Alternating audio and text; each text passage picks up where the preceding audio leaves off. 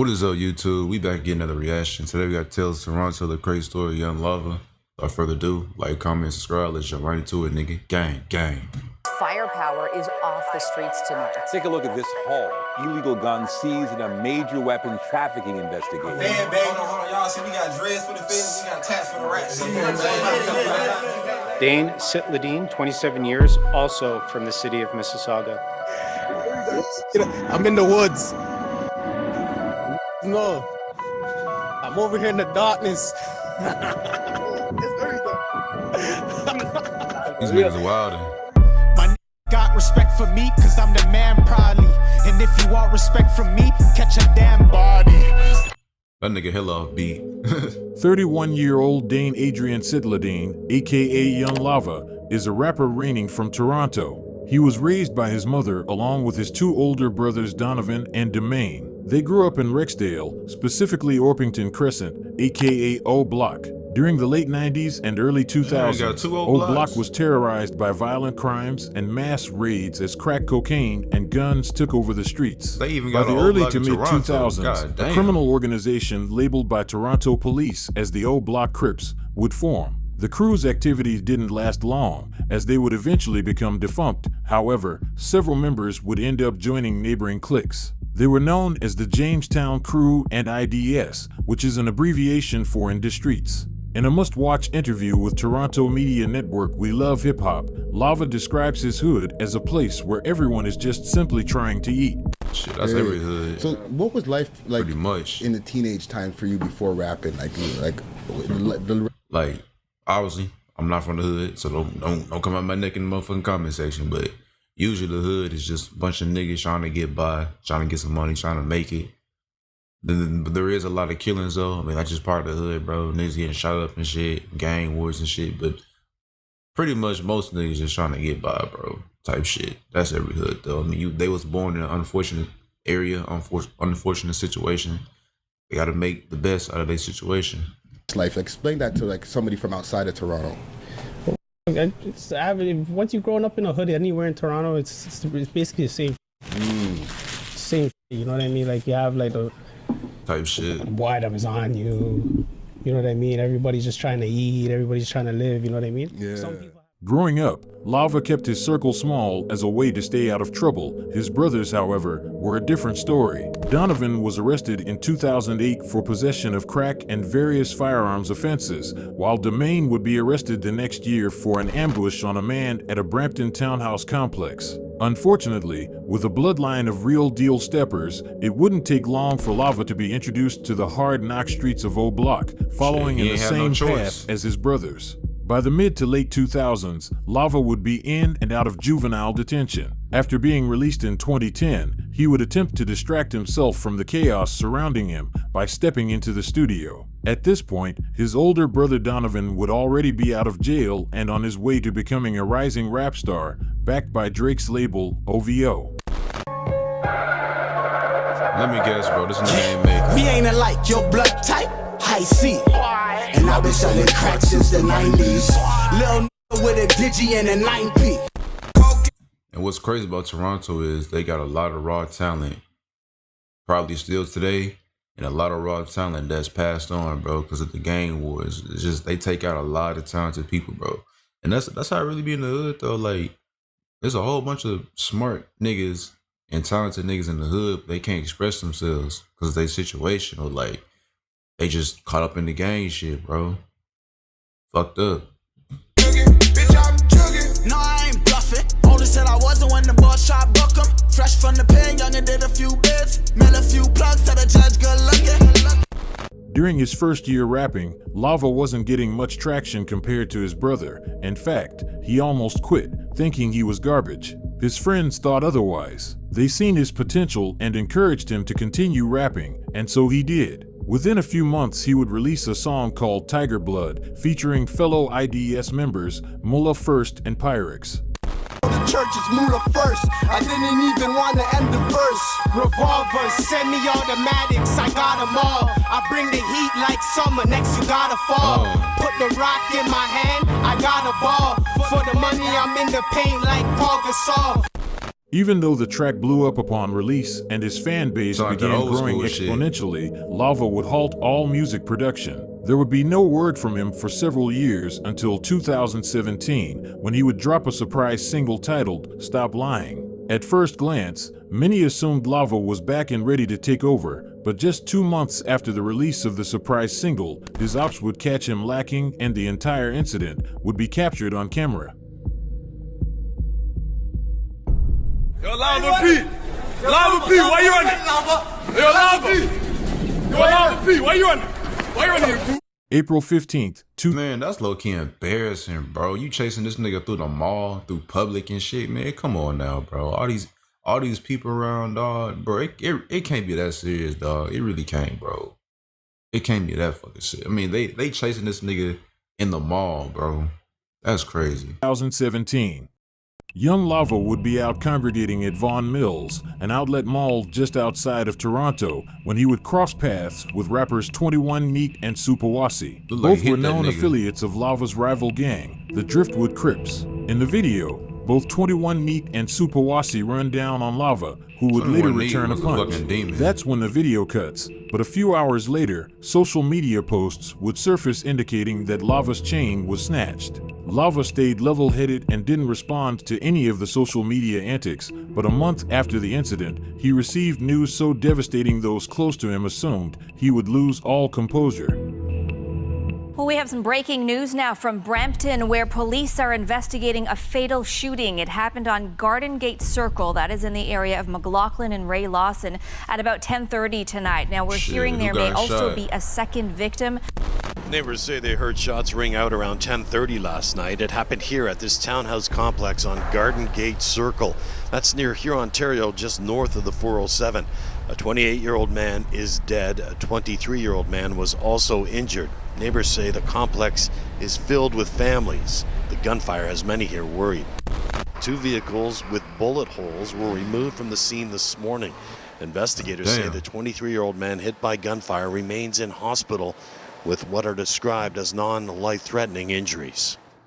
May 11th, 2017. Donovan Sidladine, aka Young Dubs, is ambushed and executed in the driveway of his own home. Coincidentally, the townhouse complex that Young Dubs was killed at is also the same complex where his brother Demain was arrested back in 2009 for an attempted murder on a man living in one of the units. The death of Dubs remains unsolved, but not long after his untimely demise, his brother Lava expressed the urge to carry on his legacy, and so he did. Within a span of a year, Lava would go on a streak, releasing song after song. Now, I don't know how true this is, but I heard Toronto, like, police department is real good at catching, you know, murderers and shit. Like, they not like Chicago, where like 80% of them niggas, like, get away scot-free. No, like, they gonna catch you in Toronto. So at least Toronto got that behind their back, bro. If you do something wrong, if you kill a nigga, they gonna catch you.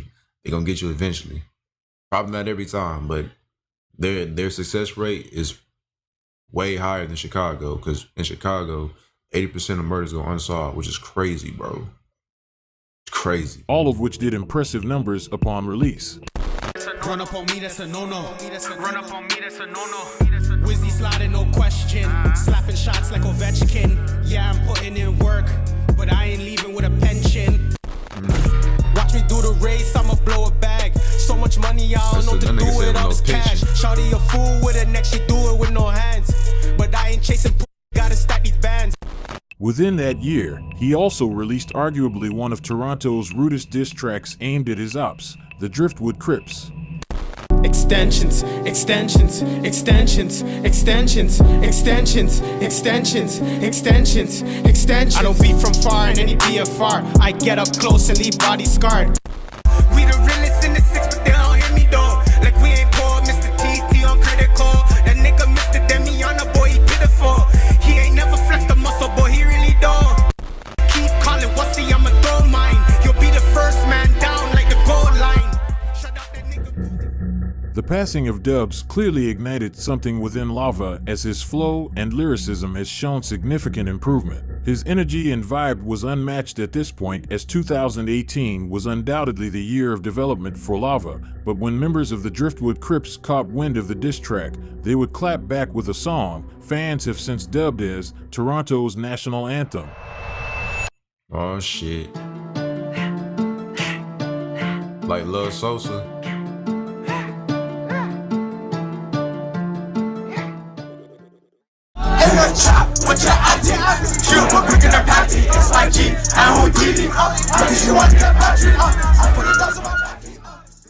February 14th, 2019, Driftwood affiliates YG and the late Houdini would drop a song titled Auntie that would take the internet by storm. It got to the point where kids in the suburbs were lip-syncing the song, Houdini, completely unaware of what some of the lyrics actually meant. YG and Houdini, I think you want to get battery. Bro, Toronto is so much like Chicago. When he said they was singing lyrics that they didn't even know the meaning to, what that reminds you of? Tuka, bro. You had suburban white kids saying smoking on Tuka. They didn't even know that was a real human being, bro. They thought that was a weed strain. No, that was a real human that his ops killed. That was a real human that got killed by his ops, bro. That shit is crazy, dog. Now they doing the same shit in Toronto. That nigga, Toronto, Chicago, they might as well be the same city, bro. Cause they so alike. I put the dubs in my backy up. YG and Houdini, I think you want to get battery up. I put the dubs in my backy up. The song was a hit and was performed around Canada and eventually earned its own gold plaque. Despite the public humiliation of his late brother, Lava ignored it and continued to focus on his music. During the remainder of 2019, Lava released the most music he ever put out in his entire career. He even went to the block where Dubs was killed and shot a music video there. Telling what I'll do for chips. Same thing I'll do for bro, man, I'll do for tip. I got some bad habits, but I'm trying to quit. I just blew a whole bag on some foreign shit.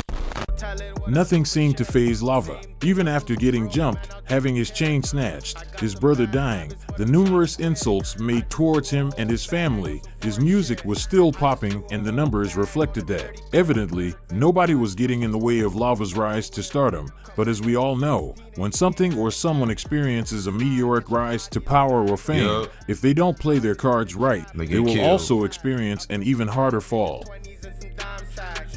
He was just getting ready to blossom. But that chance taken away for one man after gunfire erupted in this residential neighborhood mid-afternoon Wednesday, and now a community is grieving. I still can't believe I'm never going to see him again. Toronto police say they were called to the area of John Garland Boulevard and Humber College Boulevard shortly after 1 p.m.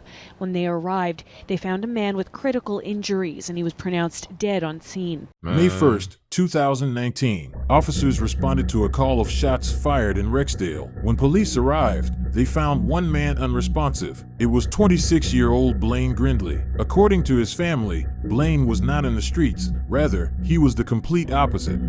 The family of the victim identified him as Blaine Grindley. He's not on the streets and, you know, doing this and doing that and whatever. He's a young, ambitious black person. And because he got shot, I know because of the stereotype, people are going to think, well, oh, he must have been involved in something. And that's the crazy thing about this hood shit, this gang war, bro. A lot of innocent people get killed or severely hurt because of this bullshit. You got kids getting shot in the head. You got fucking families getting shot at and shit, bro. Just at the wrong place at the wrong time, bro. Just fucked up. Some niggas ain't got no remorse, bro. Just none. Cold heart, no remorse, bro. If they see a nigga that they want to kill, they gonna spray that nigga down. They don't care who is with that nigga. They don't care who is around that nigga. It could be a fucking baby in a stroller. They still gonna shoot. Niggas ain't got no remorse, bro. No. Toronto police, however, would disagree. When they arrived to the home of Blaine, quantities of various controlled substances, a .22 caliber firearm, and $9,472 in cash were also found in the bedroom. With the evidence found, investigators suggested it was a drug robbery gone wrong. It would take Toronto police just 2 weeks to identify the suspects in relation to Blaine's murder. On May 15th, they would hold a televised press conference, alerting the public to be on the lookout for the suspects. I'm here to provide you with an update on homicide 22 of 2019, the murder of Blaine Grindley. This morning, Canada-wide warrants for the first-degree murder have been issued for Michael Smith, 29 years, from the city of Brampton, Andre Dowse, 21 years, city of Mississauga, and Dane Sitladine, 27 years, also from the city of Mississauga. All three of these individuals are to be considered armed and dangerous. Yeah, his rap career is over.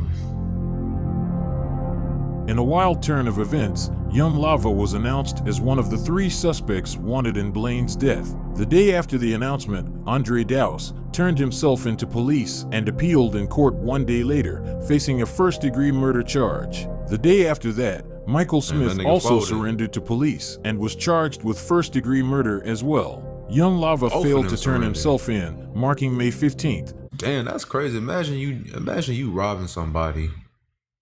You did dirty work with 2 other niggas, bro, and they end up turning themselves in, bro. That's crazy, dog. That's crazy. 2019 as the start of his race from the feds. At this point, Lava was long gone. In fact, just 2 months after the announcement, police records would indicate he was in a jail cell all the way in Minneapolis, arrested for aggravated robbery. For some reason, the information regarding Lava being wanted in Toronto wasn't relayed over to law enforcement in the States, so Lava was back on the road in less than a week. After successfully evading Canadian and American law enforcement, it wouldn't be a surprise when Lava would begin to feel as if he was invincible. Just a week after being released from custody, Lava would make a surprise appearance on an Instagram live stream hosted by the late Southside Jane and Finch rapper NHSJJ. During the more than 20-minute live stream, Lava doesn't hold his tongue. He mocked his rivals, the feds, and even other rappers who he claimed tried to befriend him after he started gaining clout. I'm over here in the darkness. It's very dark. Man, that's what clout do to a nigga, bro. That's what clout do to a motherfucker. As soon as you get this money, as soon as you get clout, you think you better than everybody else. You start talking down on other niggas, you get cocky, bro. You start to feel invincible. Ain't nobody untouchable, bro. You can still get touched. Rich niggas can still get touched, bro. Who's not God. That probably got him fucked up or killed, dog, because niggas running around here thinking they invincible. They always get done up, bro. Always. I'm in the woods. Come on, man. I have all the fans, fam. Toronto rap ain't saying shit no more because I left, man. Toronto rap ain't saying shit since I left, man. Tired of hearing them wussy boofs. Been begging for 100K. Now they making noise. Big facts. You know what's funny though? I see man trolling that waist you local city. It has me crying. I don't know. I just see Top Goof and all these guys trolling local city. I'm fucking crying. Top Goof? Yeah. I don't know when that guy decided he was a guy, but yo, I'm feeling his swag still. I don't know when Top 5 was a guy, but yo, I'm feeling his swag still. What did Top Goof get knocked for again? I don't even know, fam. Man said reckless driving, but I'm like, fam, that guy doesn't even fucking ride, so how is he driving reckless? Wallahi. My word, I'm just like, yo, fam, the scene is so messed up right now. Like, it's like, fam, we left it to the goofballs, fam. It's crazy. All this information. Yeah, like I'm hiding. I'm not even hiding. I'm just moving neat. How they say. I went to the hearse, and yo, there's like 10 youths I seen that thought they were rappers, and all of them said, yo, the Driftwood youths tried to sign them to a chain with no pendant. Yeah. Shout out. Hold on, I told you guys to at Hoodlum. Who's atting Houdini? Houdini's not even a factor. He's an artist. Don't put him in his live. Because they're God. Yeah, Houdini's an artist from Brampton. Dada, he went to Fletcher's Meadow. Tell him to chill. Why the man I'm tagging Puffy L's? He's a citizen. Don't tag this guy in my life. These are the type of guys that go in tour with the ops to saying they want to smoke them. What the you go on tour with them? You niggas wild, bro. Yo, thanks, man. I don't you niggas wild. Going on a live stream while being one of the most wanted criminals in Canada probably wasn't the best idea, but Lava would take it a step further and release music videos that were pre-recorded in Toronto to confuse the police. These carefully planned moves may have created some space between him and the feds, but one small mistake would cost him more than 2 years' worth of strategizing. January 10th, 2021. One Minnesota State Patrol trooper near Fergus Falls, Minnesota, witnessed two men traveling between 95 to 100 miles per hour in a pickup truck with Texas license plates. When the trooper approached the vehicle, the driver, Muzamal Adow, provided a Canadian driver's license with a false name. At this point, Adow was named as one of 4 men wanted by York Regional Police for a bizarre kidnapping that made international headlines back in 2019. A brazen attack captured on camera. York Regional Police say Wan Jan Liu, a student studying in Toronto, was a victim of a kidnapping by men armed with a taser. It was a violent altercation, and we just need to find him right now. According to police, he goes by the name Peter, and he's now been missing for more than 24 hours. Why'd they kidnap him? While the officer was investigating Adow, he noticed a strong smell of marijuana coming from the passenger. The officer asked him for some identification, to which the passenger provided a license from Florida with the name Dane Sidladine. It was Young Lava. After detecting the odor of marijuana and receiving inconsistent statements and documents from both Adow and Young Lava, the state trooper proceeded to detain them. He then called for backup and waited for them to search the vehicle. What the officers found shocked them. 67 firearms, including 15 high-capacity pistol magazines, were found in 4 duffel bags tucked in the back of the truck. What do you need? After 2 years of being... This nigga had 67 guns in the truck. What do you need that many straps for, bro? That's overkill like a motherfucker, bro. This nigga was overstrapped. Nigga, you went overboard with that shit. Maran, Dane Sidladine, aka Young Lava, would finally be arrested and charged with a hefty list of offenses. On December 14th, 2021, U.S. District Court Judge Nancy Brazel sentenced Young Lava to 78 months in prison. Ain't that bad shit. Young Lava was extradited back to Toronto in March 2012. Damn. Without further ado though, man, that's me in this video. Like, comment, subscribe. See y'all boys in the next one, man. This hoe was crazy.